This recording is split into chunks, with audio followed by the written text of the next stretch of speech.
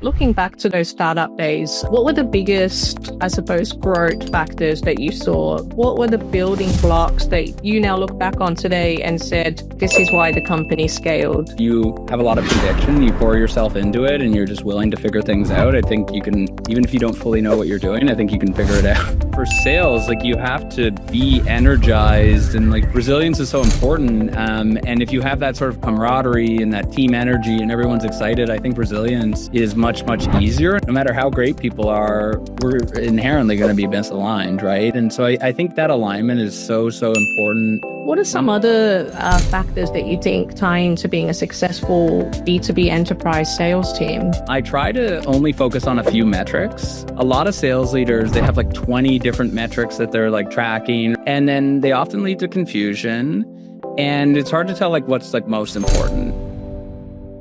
Welcome everyone to another episode of SAS Stories, the first one actually of 2026, and I'm really excited to be joined by Thomas Wade, CRO and GTM advisor at TWW Sales. Welcome, Thomas. Thank you for having me join us. Absolutely. Glad to have you on the show. Now, let's start where I love to start, at the beginning of your journey. You've led multiple high growth sales teams, as well as been part of multiple acquisitions as well. What drew you to sales in the first place? Oh, that's a good question. I think I sort of fell into it like a lot of people do. So I went to grad school for finance and economics, and Wow, that's changed. yeah. It's very I'm like the black sheep of my peers, I suppose. So I wasn't really sure what I wanted to do, and then what I decided was that I wanted to work at a startup, and that I would sort of figure it out along the way. And so I joined as the first employee at a solar energy startup. So we're based in Canada and then also the United States, and we're selling into the US market in solar energy.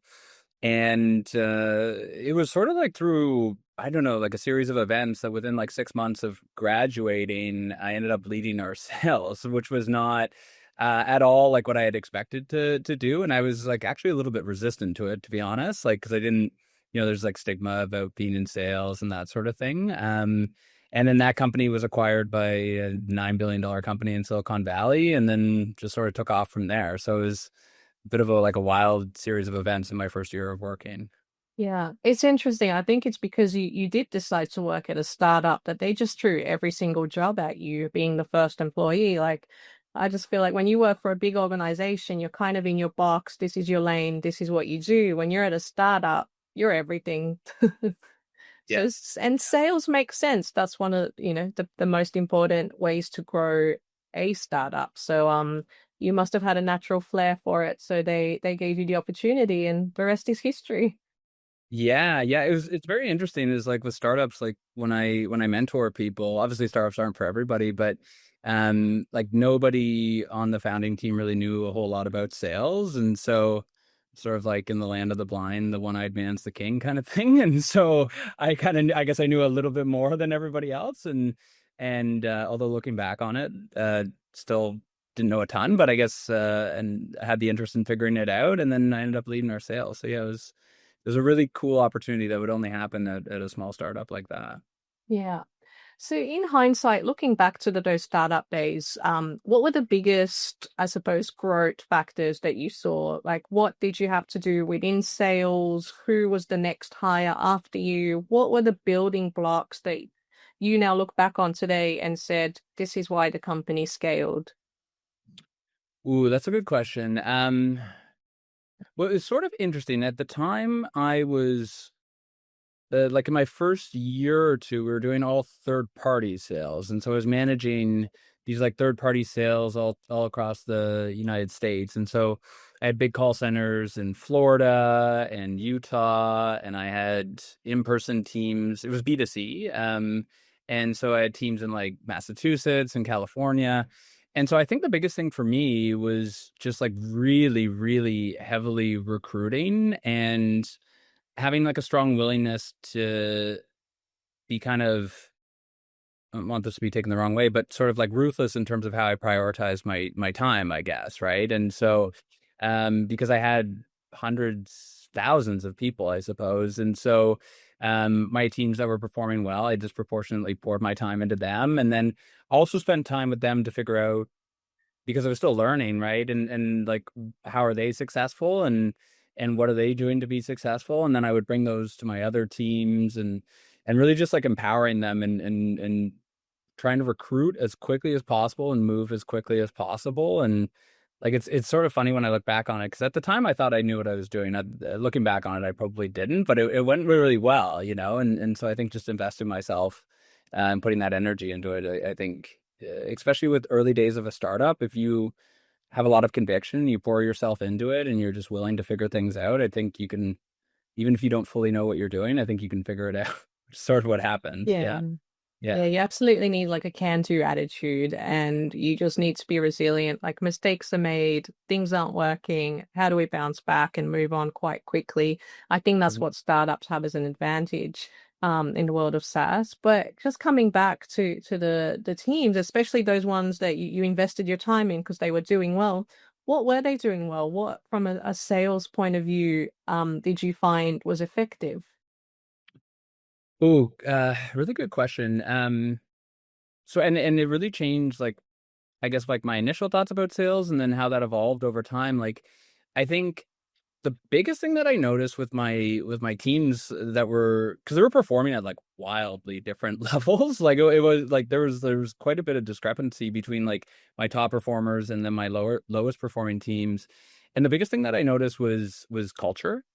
And so, like, it was kind of cool. Like, for me, I'd never been in a call center at this. Like, this is over a decade ago. And I'd never been in a call center. And I remember this one team that I had signed. I walked into their call center, and it felt like I was like at like the playoff finals of like a big game. Like, I could just like, as soon as it felt like I was walking out into like a stadium, like, and it was like so much energy, and it was like buzzing. And then I remember they were in sort of Central Florida, and then I remember I had a team that I visited. That was my first trip seeing my teams in South Florida. And I walked in, and it was like crickets, and nobody was talking. And then there was like, and it was like night and day in terms of that, like, just that pure energy.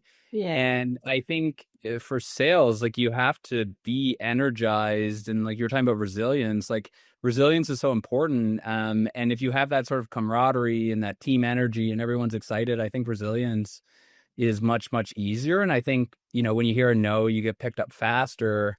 Whereas the other team, it was like you could hear a pin drop, basically. And so that was something I noticed, and it sounds really maybe silly, but it was like like, it was just a huge meaningful difference in terms of their performance. Like, it was just the culture and the energy. Yeah, I think I can guess which team did the best in that Yeah. scenario. Yeah, yeah. Do you think that's like a teachable behavior and culture, or do you think that just comes with the type of people you hire and their personalities from the get-go? Ooh, that's a good question. I think this some people might disagree with this. I think everybody wants to have fun at work, to be honest. Like, I think, but I think most people have like preconceived ideas about like what work is like, and they sort of have their like very like serious face when they go to work, and then they're sort of a little bit different when they're at home or whatever. And so I think people, even people who are maybe more reserved or more introverted or something like that, or maybe a little bit more shy, like, I think people do want to participate in that fun and that energy and being a part of something. I think everybody sort of has that. And if you have an established culture, I think when people join, I think they naturally want to participate in that. With that said, like, I do my early team members, because I normally either have started the sales team where I am, or I've taken over like a very small team of, let's say, maybe 5 people or something like that. I do think those early hires are really, really important. Because it's like, it can't just be me that's promoting like a team culture. Like, it has to be everybody. And then after that, I think people just sort of naturally join in, because you sort of have that energy and that inertia, and it's fun, and people want to. Absolutely, I agree with that. I think the first hires are definitely very important at setting the scene, and then anyone else that joins, I think if they find it like a safe environment, they can be a bit more authentic and themselves rather than having to come in with a serious face to work. So, yeah, we'll definitely touch a little bit more on culture, but I'm curious after that first startup experience and kind of accidentally falling into sales.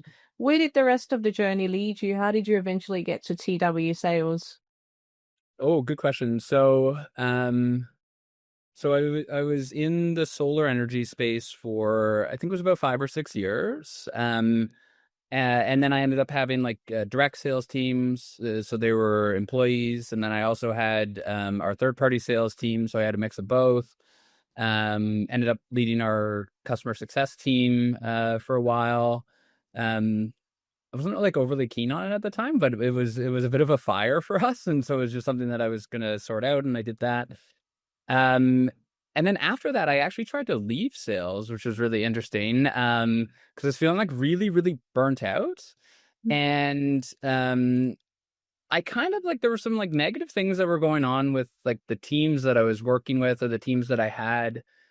And I don't think I had like the wherewithal to like realize that like I could correct and change these things. Like they kind of to me it felt like where you'd have like toxic competition or something like that, or and it really like burnt me out because I'm not really like that, and I was working like 24/7, and so I was just really burnt out. And so I went to a company that was oh, I was gonna say Canada Zillow. Maybe your Australian audience might not know that. But it was like a really large like prop tech company in Canada. And so I joined just after the Series A, and I was trying to get out of sales. And then like 6 months later, our co-founders were like, "We need to have a sales team. Would you start it?" And I said, Mm. "Sure." And then it was a really cool opportunity for me because I was like, okay, the things that I didn't like, it's like I can actually like control for those things and I can actually build the sort of culture that I want. Like the cultures that I had before were like very energized, but there's still some of that like sort of more typical negative stuff that you might think of with sales that was really draining to me. And then so then I built that team and I scaled that up and we raised about I think about $250 million. Wow. And so yeah, especially in the Canadian market, it's like fairly large. And then after that, I was recruited to lead sales at a global SaaS company. We were selling mentorship and peer-to-peer software to like large companies like Netflix, Coca-Cola, Disney, stuff like that. And was VP of sales and strategic accounts there. And then we sold that company. I joined just after the Series A, and then we sold that company when we were going to do our Series B. We just got like an offer we couldn't refuse. So that was last December, just over a year ago. And it was really nice. Like they paid us out on all the equity up front. So then I was like, that's great. And I'd already been part of a few successful acquisitions. I didn't want to go to the acquirer, and they gave us the money. So I said, cool. And then so I quit later that month. And then I went and joined as CRO at a company that I'd been an advisor at for 2 years. And so I was CRO there for 8 months, just trying to sort of transition them. Like we made a ton of changes in the 8 months, and then scaled them up, and then started pursuing just working at TWW Sales, like my own company. So I'm still an advisor to that company, and then I advise other companies in a fractional CRO with them. Wow, amazing journey there. And you've also fallen into the world of SaaS as well. So did that accidentally happen, or did you kind of get drawn to that world? Yeah, it's sort of interesting. Like most people don't do like B2C and then switch to like enterprise SaaS, which is what I did. So, yeah, I like to be honest, like like candidly, I thought that B2B SaaS was kind of boring. And so like I'd think about like I was like, I don't want to like if I worked at DocuSign or something, I was like that would really make me sad. Like I would just like because I wouldn't be excited about that every day, right? And so when the CEO of this company called Together reached out to me and it was mentorship and peer-to-peer learning software, I was like, oh, that's super cool. I didn't even know that existed. And I'm really, really big on mentorship. something that I'm very passionate about and I care a lot about. And so I was like, oh, that's like the perfect opportunity to do B2B SaaS. And so that's how I started doing that. Yeah. Yeah. And so a lot of our audience is in the world of B2B SaaS, and actually a lot of them are based in North America. So not just Australia. Yeah, it's interesting.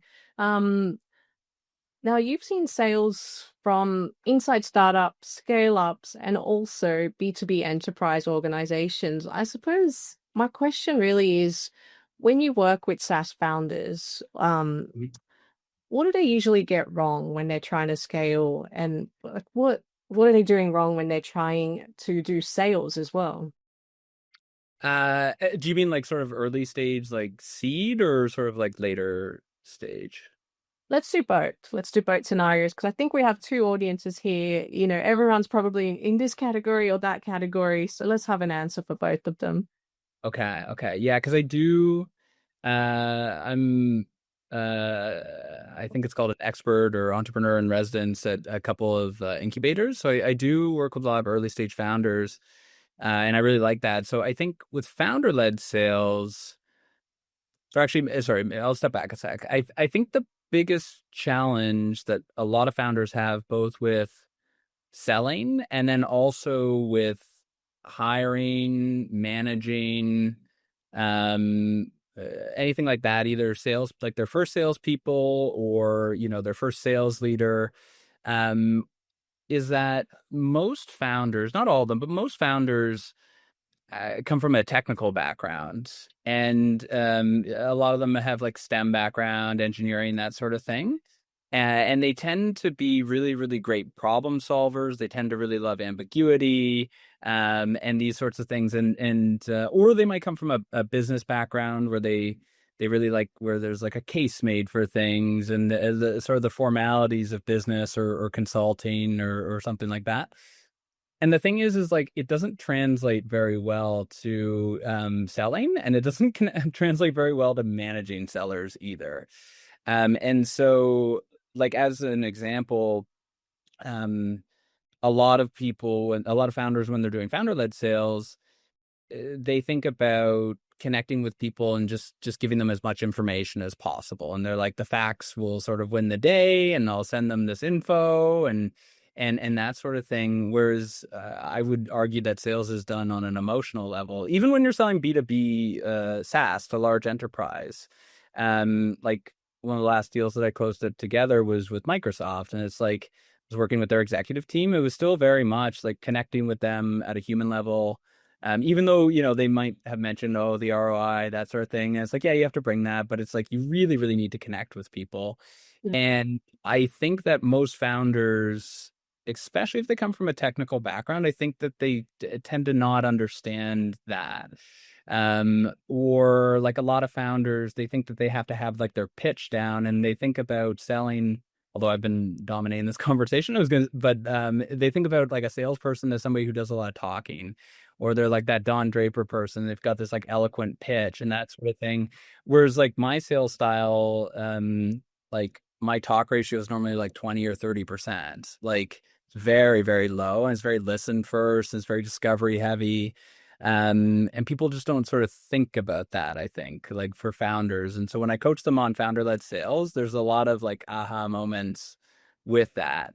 Or even when they're doing like cold emails, as an example, like most founders, if they show me the cold emails they're sending, it starts out with like an introduction about them and like who they are and what their company does. And it's like normally like very lengthy. Yeah, yeah, yeah, yeah, yeah. And it's like no, no, no. It's like you have to start with the prospect, and you have to start with what's important to them. And they sort of think about it almost like when you meet somebody, it's like, well, I meet somebody, I introduce myself. Like it's a normal thing to think, right?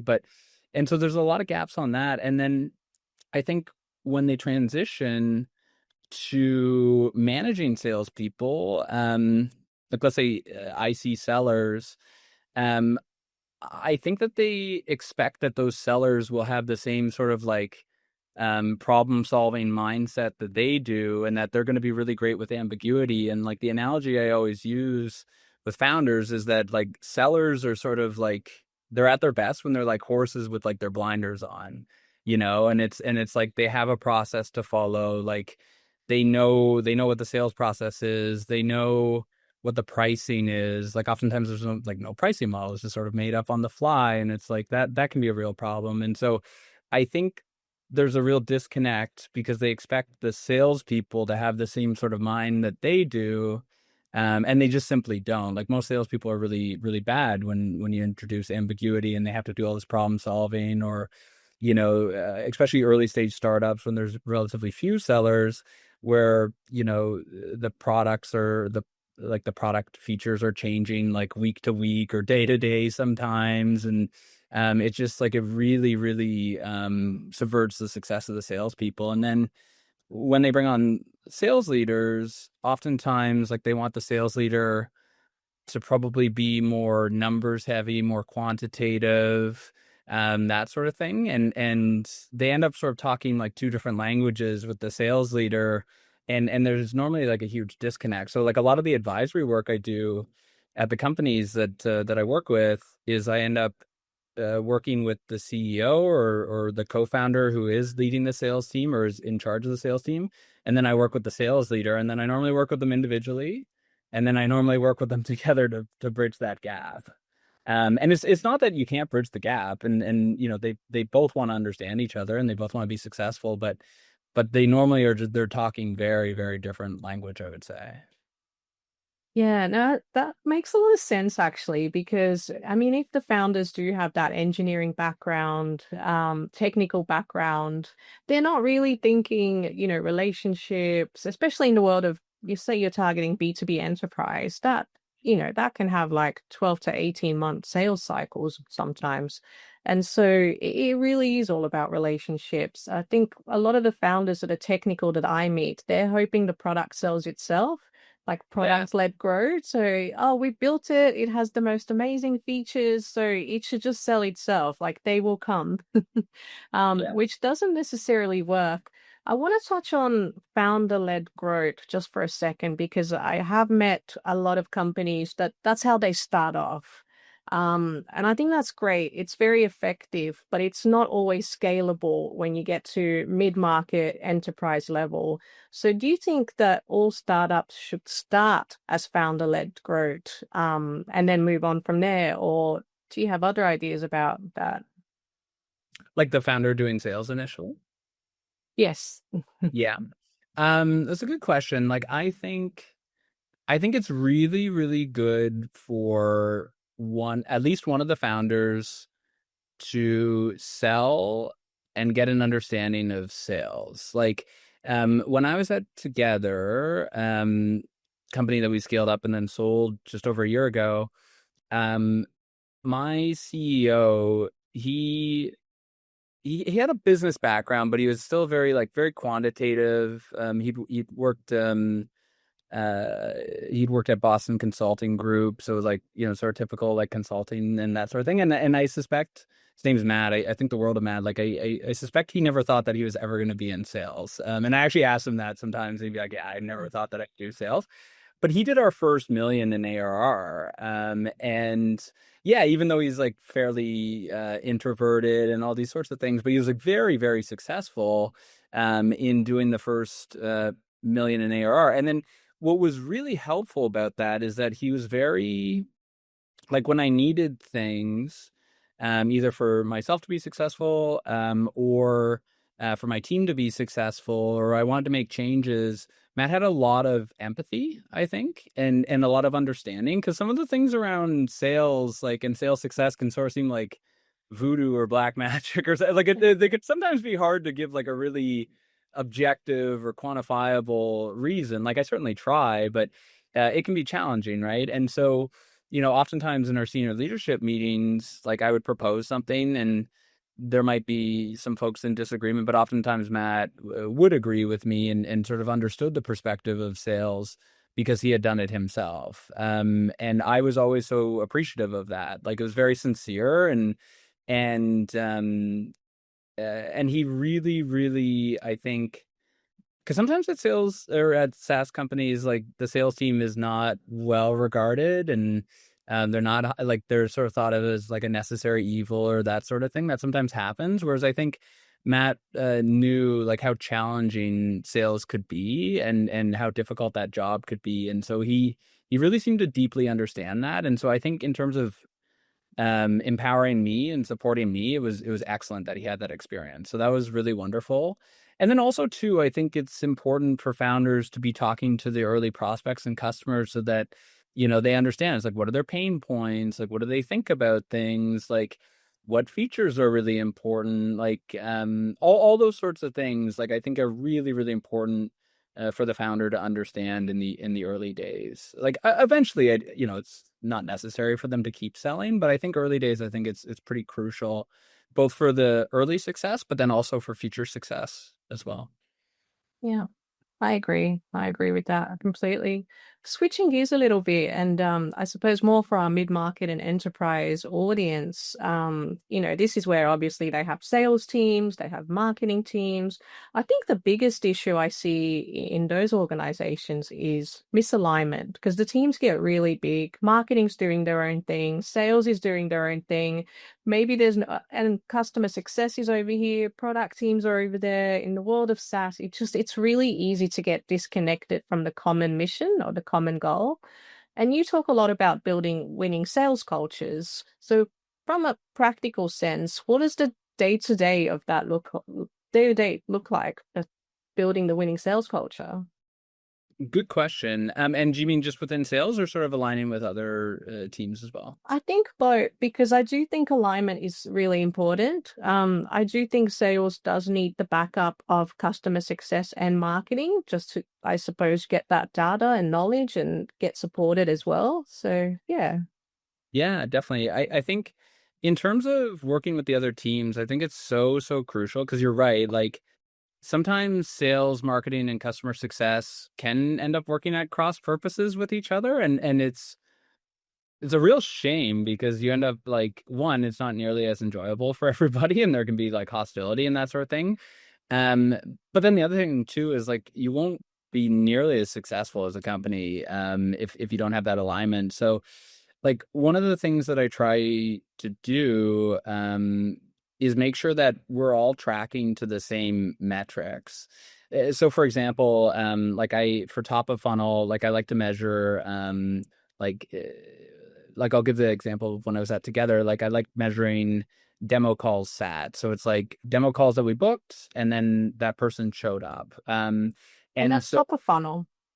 top of funnel, yeah, yeah, yeah. There's stuff earlier than that, but like that's one of the main ones that I would track. And so, but then our marketing team was tracking like MQLs, and Yeah. right, and so it's like those are like it could be aligned, but it won't necessarily be aligned, right? And then or there was a time where they shifted and then they were doing demo calls booked, but demo calls booked is different than demo calls sat and qualified, right? And so um and I remember having a conversation with my peer who was running marketing, and she was really great. We had a lot of inbound leads that she was generating, and as it turned out, like it was just that we had our marketing team have fairly heavy variable comp as well, which I thought was pretty cool actually. But their variable comp was set up differently than the sales variable comp in terms of like what we were measuring. And it's like, okay, well, it's like, well, let's go change that, right? And then so I said to her, "Is just like, let's go have a chat with our CEO." Like we both reported to him, and then we did, and then we just aligned our comp so that we're all on the same page because it was like it wasn't fair for her to be tracking the metrics I wanted if she was getting paid on something else, right? Like it did. So like that was like a pretty crucial discovery. And then similarly with our CS team, which I ended up some of that ended up moving over to me, but it was very similar is that we were just measuring different things and we were comped on different things. And so it's like, well, it's like, of course we're gonna like no matter how great people are, we're inherently going to be misaligned, right? And so I think that alignment is so, so important to working harmoniously and just making sure that everybody is sort of rowing their boat in the same direction, if that makes sense. No, absolutely. Are you familiar with account-based marketing? Yeah. I love account-based marketing for exactly that reason. It aligns the teams together and they actually work on common metrics and common goals. Unfortunately, with larger organizations, it is a little bit of a change management experiment as Mm. well. So it does take a while to get them on the same page. But coming back to the earlier question, just around building a winning sales culture, so stepping away from the other teams, um, Mhm. what's your day-to-day on that one? Well, good question. So I think so I wrote a fairly long form article on this. So I think there's like a few sort of main pillars. Like I think the one of the biggest things is I try to shift from being like individual focused to being very team focused. And so um like a lot of I think a lot of SaaS sales teams are really like they're thinking about like the individuals are thinking about themselves. There's like a lot of around like leaderboards and like those sorts of things. Um and people aren't thinking about like a common goal. And so like the first thing that I try to do is make sure that we understand like what our goals are. So it's like what's our target for the quarter. And then I have like daily theme meetings and at my sales kickoff, which I do on Tuesdays, we always show like the stats for like how we're tracking in the quarter. But like when I show those, it's typically very team focused. Like I do some individual stuff, but it's more about how we're progressing as a team. So that's like the first thing. And then the next thing would be I normally try to set like some like outrageous like team target or goal or something like that. And so like a lot of companies they do like President's Club, and so it's like the top performers, like they get to go to whatever, they get to go on a vacation or something like that, or they get their medals or whatever it might be, or a dinner. Whereas what I do is we set a stretch goal as a team and then we either all get to like reap the benefits or none of us do is how I try to do things. And so like the first time that I did that together as an example, like I took the team down to South Florida in the winter, which for Canadians is a really big deal. Rented like a really cool house on the beach and we had this like great time. The next time we did it, I took them all skiing out in British Columbia on our west coast, so that was a lot of fun. With when I was CRO at Median, they'd never done this before, so I took them all out. We have this big thing, it's called the Stampede, the Calgary Stampede. So it's like the largest rodeo in the world. It happens in Canada in Calgary. And so we all went to that and they all voted on that. That's what they wanted to do. And so like what ends up happening when you're focused on that and you're all like focused on winning as a team, then it just sort of like naturally happens that way. And people are competitive with themselves and they want to get better themselves, but they're not competitive with each other. Like they actually like people will ask me, they'll be like, how far are we away from our target? Like that, and they're thinking more about like the team goal as opposed to the individual goal that they have. So that's like one of the biggest things I try to do because I think you can't have a strong positive culture if people are sort of toxically competing against each other or they see it as like a zero-sum game. Yeah, I love that. I absolutely love that. Because you're right. I think when you've got the top performers, it can get quite toxic. Like you'll go to work and I don't know, it's almost like bullying in the workplace is just like Yeah. bred in such an environment and it can be quite toxic. And I think you probably get some people in there that just don't want to be in there. So that energy you were talking about is probably quite negative to start with. Whereas if everyone's kind of working as a team towards a common goal, they're probably helping each other out. Like, oh, I've met my targets. I'm going to help this person meet theirs so that we can achieve this together and go on that amazing ski holiday that we were promised. Yeah, yeah. And the other thing too is that it keeps people trying to win the entire quarter or the entire year.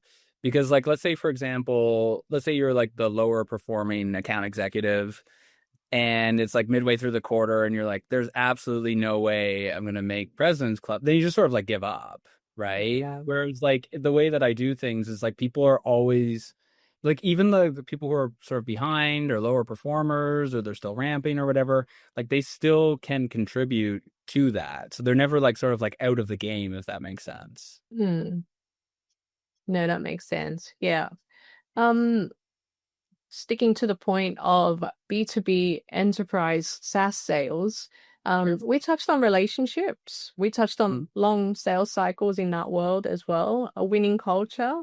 What are some other factors that you think tie into being a successful B2B enterprise sales team? Question. I think so I have like a few pillars in the article that I wrote. So one of them in this, I remember I presented on this in August to a big SaaS group, and I don't know if this is controversial or not, but I try to only focus on a few metrics. And so it's really interesting to me is like a lot of sales leaders, they have like 20 different metrics that they're like tracking or maybe even more. And um, salespeople generally aren't great with math and numbers. And so I think what ends up happening is their team has like no idea what these things mean. And then when you're tracking all these metrics, like sometimes they're at odds with each other. And then they often lead to confusion. And it's hard to tell like what's like most important. And so like one of the things I try to do is I have like dashboards and we present it every week. In terms of our numbers, I think that's really important, but I try to stick to just four. So I do like a top of funnel metric, which would be disco calls or demo calls sat, like depending on how things start. ARR close, so closed one. What's our forecast, discounted forecast, and then I normally think of sales like normally I have the account management team under me. And so a retention metric like GDR, NRR, you could do logo retention, but I really just focus on those like four. And so it's like everybody's like very, very laser focused on those things. Whereas like I remember I have a really good friend, he's a very successful account executive. And he asked me a few years ago, what do you target for your AEs in terms of like sales activities, like number of cold calls, emails, that sort of, I was like, I don't. And he's like, Yeah. really? I was like, no, I was like, I don't do that at all. And because he had just had a new VP come on, and even though he was really successful, he was like, every meeting he had with the VP was like, you're not making enough calls. And that, even though he was already well past his target, you know? And so stuff like that happens. And I think it's confusing to people, and it sort of breeds resentment and that sort of thing. Whereas like for me, like I might look at those metrics with somebody, like let's say they're really behind, like yeah, we can like dive into stuff, but I certainly don't target them. Like there's and so I think that's very clarifying and helpful for people. In terms of comp, like in terms of individual comp, it was really interesting. Like I learned this early on when I was managing all these like third party sales teams. They all had like different comp structures, and like when I would ask the sellers like how are you comped, like sometimes they couldn't explain it to me. It was like, it was like a John Nash like beautiful mind equation that they had to do to figure out their variable comp. And it's like if people don't know how they're getting comped, it's like, well, then they're not going to be motivated by that, right? Or if it's like, let's say you're a BDR and you only get comped if like the deal closes. I've seen that before. It's like, well, that's not really in your control. Like you could have done a great job as a BDR, and maybe your counterpart who is an AE like did a terrible job on the demo, and then you don't end up getting comped, right? And so I try to make it so I try to make it simple, known. It's like you do X, you get Y, those sorts of things. So I think comp's really important. Um, Something that's I think like a cornerstone of my teams is what I would say is like high care, high expectations. So I have like really, really high expectations for my team. But at the same time, like very, very high care. So it's like sink or swim would be like high expectations, low care, right? Like Yeah. the classic. Whereas for me, it's like I have high expectations, but like I have all the time in the world to do coaching or to help people, like those sorts of things. And so I really, really try to do as much development with people and mentorship and set them up for success as possible. So it's like so that we're in this together. Another big thing that I do is employee driven development. So something that like I noticed is that this was that together. So it was sort of like a aha moment for me. It was that I was like noticing that my like the people reporting to me, they were sort of like waiting on me to like tell them who I thought they could be or when I thought they could be promoted. Or it's like, if it was like early on, if it was like a BDR, like they're like, can I be an AE or can I be an AM? Or if it was like a more senior AE, like later on, like they're like, can I be an AE lead, or like, and it's like, well, it's really up to you, right? Like it's like you tell me like what you want to do, and then we'll get you there. And so I think, or people would want me to tell them like what their gaps are and that sort of thing. And it's just like, no, it's like you really need to like own these things and sort of like drive your development. And that's been like a really, really powerful thing. Like it's not me abdicating responsibility. It's me sort of giving people, I think, more autonomy and more empowering them. Because Mm. for me in my career, like I've like sort of always been the sales leader. I've never had anyone say like, yeah, Thomas, you can do this, or you can do like, it's just like, no, for me, it's just like the world's always been open. And so I try to instill that with my teams as well. Yeah, I love that. Empowerment. I think it's important. I love that you mentioned retention as one of your metrics, by the way, because typically when you go into a B2B SaaS and enterprise environment, the sales team's all about net new logos, pass it on to customer success, fingers crossed. Sometimes the communication between the two isn't there. But I've come to realize customer success is actually really important. And I've had a few customer success experts on the show, and I'm a big fan of Jason Lemkin, who writes all about SaaS. And he actually says 90% of the revenue is with customer success because retention, growth, upsell, cross sell, but then also that those customers advocate and get you new customers. It's quite important. So I'd love to get your opinion on that, on retention. It's one of the metrics you mentioned in your top four. And what's your experience been with it? Yeah, good question. So I think like the right model around like customer success versus like more of a revenue focus, sort of like what I would call like like account management and CS sort of mean different things at different places. So it's not always Yeah. clear like when I say this, like, but I think that like at the last two companies I've been at, like Median when I was CRO, and then together when I was VP there, I had very, very strong account management teams because we had sort of a land and expand model. And so if you have a land and expand model, you really need somebody like quarterbacking those customers that's very, very revenue focused, right? Whereas like if the deal when it's sold is roughly what it's going to be in like 3 years, it's like you probably don't need somebody who's revenue focused, right? Like it probably is okay for it to be CS. Um, but like at together, and then also a median, we just closed the year. I started the AM function early on when I joined as CRO.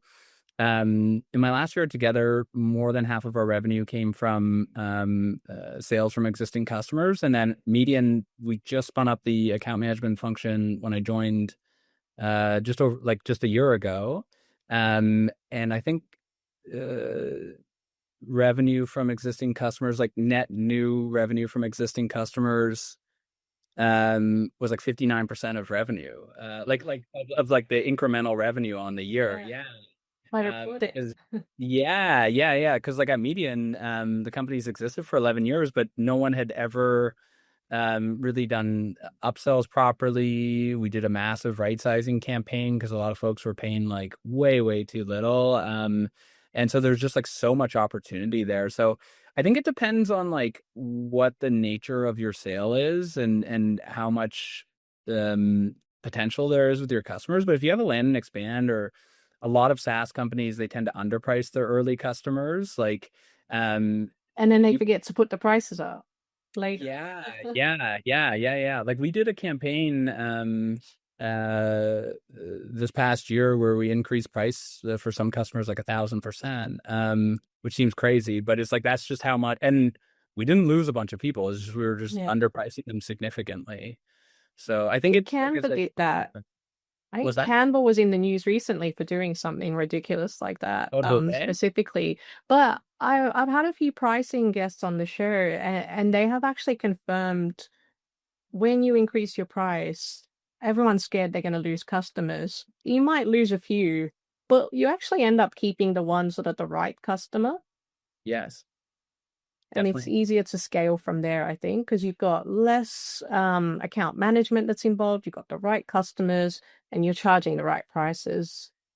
Yes, definitely. Like 2 companies ago, we were only working with really big logos because our mentorship software was only appropriate for really large orgs. And it was really interesting. Is like I looked at the agreements that we had when the renewals were coming due, and I think people had priced them low because they're like, oh, this is a really big logo. And so they're like, we should give them a lower price. Whereas like my mindset was like, oh, this is a really big logo. Like they can afford to pay significantly more, right? Like it was like a completely different mindset. And so we got a lot of wins from that. So I think a lot of SaaS companies, especially early days, like there's a lot of easy wins they can have, like as long as they can sort of stomach some of the complaints and stuff they might get, which can be hard. It can be hard to do, but there's a lot that can be done there with existing customers. Yeah, no, I totally get the anxiety around we don't want to scare them off. We really want that big logo, so let's give them a good price. But I think what they don't realize is big companies like that, they're used to paying high prices. So if they get something really low, they're probably going to question the service, the quality. So you should go high with those ones. Yes, yeah, definitely. And that was something, because it was really interesting. Something that I learned is like for a lot of sellers, especially if they're relatively junior, which my team was 2 companies ago, is like they think of a lot of money as being, or they think of something as being a lot of money if it would be a lot of money for them personally. So they're like, oh, well, this is like 50K, that's a lot of money. But it's like, well, yeah, but this is like Warner Brothers, and that's like 50K is like a rounding error. Yeah, yeah, yeah. It was just, and so it was like a very interesting thing. But so yeah, so I think with the right sort of account management, like right sizing, but then also finding opportunities for upsells, like can be very, like it can dramatically change your revenue trajectory in the early days. Yeah. Yeah, yeah, for sure. Let's talk about people management. So a lot of organizations and a lot of founders, they talk about hire slow, fire fast. Do you agree with that? Or like when you hire salespeople, for example, and maybe you're seeing they're not performing as well as I had hoped, what's your strategy there to, do you think, okay, they're not the right fit, maybe we need to fire fast, or do you feel like it's trainable? There needs to be more coaching involved there. Mm, that one's sort of tricky. Like I would say that especially early sales team members or early members of any team, I think hiring slow is particularly important because those will be like because I've been through this enough times that it's like whoever I spend like this disproportionate time with early days, like they're going to end up being the leaders and they're going to be the cornerstones of my team. Like they'll probably end up being people managers as well. Like this almost always happens. Like, so it's like those people are really, really important.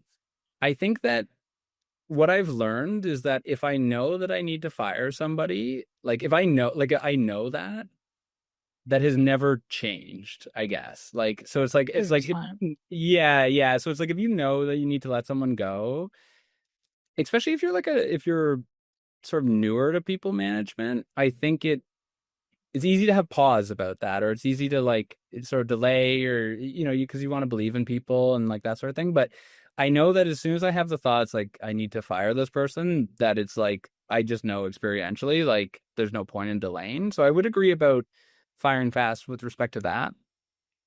The only thing that I would say has some nuance is that with sales, I'm not overly concerned about what somebody's performance is like today, like what in terms of thinking about retaining them. I'm more concerned about what their trajectory is. And so like if somebody has like the right behaviors and the right mindset and they're incrementally improving, then I will not let that person go, because it's like I know, and I've seen so many people like turn that around. Like so I care about like their trajectory, whereas like I one of the companies that I joined, there's like a small team, and I'll try to anonymize the story, but there was somebody on the team when I joined, and I implemented my daily meetings, and they pushed back, and they're like, "Well, I golf in the morning, so I can't make these." And I was just like, "Okay, like that's." Like that's like a pretty basic thing that I just like, I don't really want to coach for that. Do you know? Like, and so it's like, so like things that are like behaviorally off or pretty basic, or it's like that, their mindset, if they're not winning a deal, like the mindset's like, oh, it's the customers suck, or this demo suck. Like if they're not like owning these things, like that to me that to me is like, okay, this isn't going to turn around. But if someone's like underperforming and I see that they have the right mindset, behavior, and they're on the right trajectory and they're doing the right inputs, like I'll definitely keep those folks on my team longer. And generally speaking, that works out, I would say. Yeah. Well, that's a good point, actually, because we're so focused on the numbers sometimes. Like, Peter didn't get his targets Yeah. in this month, or 3 months or quarter. Um, Mm. but if he's great mindset, positive, team player, has all the right features, the mindsets, and you're right, they can turn things around. Um, you mentioned a few things there that to me sounded like red flags. What are some From other red me, flags? my red Yeah, flags. just the ones that you mentioned, like he didn't want to come to the morning meeting. He was blank for Yeah, customers. Maybe it's marketing's fault. His yeah, yeah. QLs are not quality. Yeah. I think like a general bucket would be like, does the person have ownership of what's going on? Mm, Like, I think that's the biggest thing. And so, yeah. like if the reason that they're giving for their lack of success is external, then I know that that's not going to change, right? Like you have to be internally looking, and it's hard, right? Like it's hard to be like, I'm not doing well and this is my fault, right? Like it's not like nobody wants to say that. But the thing is like things don't improve unless you have like unless you it's like, okay, it's my like thing, right? And that's sort of what I talk about with like high care is like if someone's like, hey, like my discovery's not going really well, or it's like I'm having a really hard time saying next steps at the end of my demos, like, can you help me with that? I'm like, yeah, like absolutely. Like that to me is great, right? As opposed to like it's like, oh, this like demo sucked and they weren't ready to buy. Like that, Yeah. like that sort of thing, Deflecting right? blame. Yeah. So I think that like a lot of behavior that to me would be problematic would be like externalizing things as opposed to like having a sense of control. I think I'm not quite sure how to say this, but like I think being realistic about what's going on, Mm, like which once again can be really hard, but like sometimes like salespeople will be like, they're like in a slump or things aren't going well, and then they'll be like, yeah, but my forecast over the next 3 months is like, it's just all sunshine and rainbows, and there's a pot of gold like over the, in the next month or the next quarter, like, and sometimes that can happen, to be clear, but I think like if I get the sense that they're not like being real about what's going on, like or they're not like steeped in reality, like that can be problematic. And sometimes if you just have a conversation with somebody, like they will like sort of get back on the right track. So it's not like, oh, somebody has unrealistic expectations, you should fire them or something. But if that perpetuates, I think that can be a problem. Um, I think just like generally not wanting to participate in the things that are making people successful. So like I'm really big on coaching. Early days with my teams, if they're small, I do one-on-one. Later on, I tend to do more group. Like if somebody's not like vulnerable or they're like, I'm good, like I have nothing to work on, like that sort of thing, like that to me is red problematic. flag. Yeah. Yeah. Like I think that I'm quite good at sales, but like every call I get off of, I know there's different like it's like, oh, I talked too much or I could have said something, and like and that sort of thing. And maybe I'm like too hard on myself, but like there's all like with sales, like there's always something you could be like it's a human interaction. Like there is no 10 out of 10 in sales, right? Like there's always things we can be doing better. And so I think that people who are coachable and have the vulnerability and are willing to look within, I think can be really helpful. Like, but if somebody's like really guarded or they're not coachable or they're not willing to change or they're really defensive about stuff, like those to me are the signs that it's like this is not going to change, like this is just going to perpetuate. Yeah. I love that. These are exactly the traits I'm trying to teach my children, actually. I'm like, you have to Oh, take okay. responsibility. Just say it's my fault. Mm. How can I not do that again? Yeah. It's definitely a hard one, I think, for adults as well.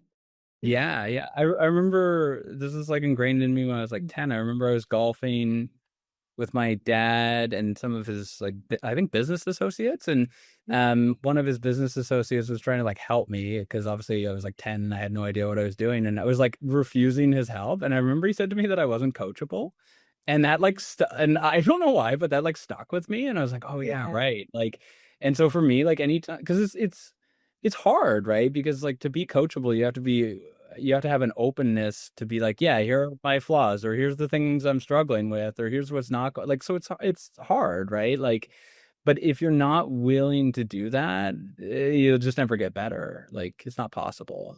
Yeah, yeah. It's a very important quality, I think, being able to accept criticism, constructive criticism, and Mhm. yeah, being open to learn. Um, Thomas, my audience, if they want to find more of you, you mentioned an article. I think you're also excited about a live calling show later in the month. Can you tell us more about that and where they can find you? Yeah, definitely. So my website's twsales.com, and so I have a bunch of long form articles on there. And they're all free. Like so people can just go check those out, those sorts of things. I have articles for founders, sales management, sales skills, and then mindset. And then something that I'm starting this month is a live call-in show, which I'm really excited about. And so it's going to be every other week. I'm going to be doing it this year, and so it'll be once a month. It'll be for sales leaders, and then once a month it'll be for founders who are doing either the selling themselves, or they're managing sellers, or they're managing the sales leader. And then they can come bring a question, and it'll be really dynamic and sort of fun. Amazing. I'll Yeah, happily join that one for sure. yeah, wonderful. Looking forward to it. My last question for you, bit of a tradition on this podcast, is if you could go back in time and give yourself one bit of advice, maybe it's to your 10-year-old self to say, listen, Yeah, yeah. could be at any point in your life, doesn't have to be professional, could be personal. Where would you go back and what would that advice be? Ooh, good question. I think probably as early as possible, as early as I would have retained it. Like, but just around having like a growth mindset, I think. And so this is something that I think about a lot. It actually relates to the stuff around being coachable. Is like as an example, like in my early days of managing sales, it's just like I was like, oh, I'm really good at sales. And so I never read sales books as an example. Cause I'm like, someone would only read sales books if they don't know what they're doing. I know what I'm doing. Therefore, I'm not going to read sales books. Right. And so and it's just like, which is like not a good mindset. And I'm sure I could have progressed even faster. And I've had that mindset about different things over time. Whereas now, like, I think for me, like, I always want to be learning, and I always want to be like, I'm always trying to pay attention to like what other people are doing or what I can learn from other people. And, like I've been learning Spanish in the last year, which has been really humbling and fun. And it's like that I have to be really coachable with like I have a Spanish teacher that we do one-on-ones with, and I feel really silly because, I'm fairly eloquent or well-spoken in English, but certainly not in Spanish, and, that sort of thing. But it's like being coachable and being willing to grow and make mistakes, and learn, I think is so important to just like growing and being your absolute best and having that humility. So that's like, I think having more of a growth mindset earlier, I think would have served me really well. Yeah, I couldn't agree more with that mindset. Although I do question whether we were willing to take that on earlier, in our 20s, or if we had to mature into that mindset. Yeah, well, that's what I was thinking. I was like, when would I have like I probably would have rejected that advice at different ages. I So think so. as early as I would have retained it, I would have. That's when I would give it to me. Yeah, yeah. Yeah. Thank you so much for being in the show. I think we got some really good insights here into, building winning cultures, winning sales teams, alignment. Absolutely amazing. I love the metrics you mentioned as well. So absolutely fantastic insights. Lovely to meet you. Thank you so Yeah. much. Yeah, thank you so much for having me. This is wonderful, Joanna.